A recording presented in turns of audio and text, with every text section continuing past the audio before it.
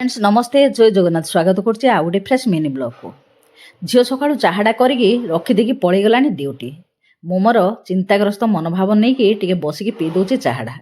गाँव में मौसार मोर सका चाटा मिसिकी पीऊ दिन सारा कौन काम हम से विषय कथा हो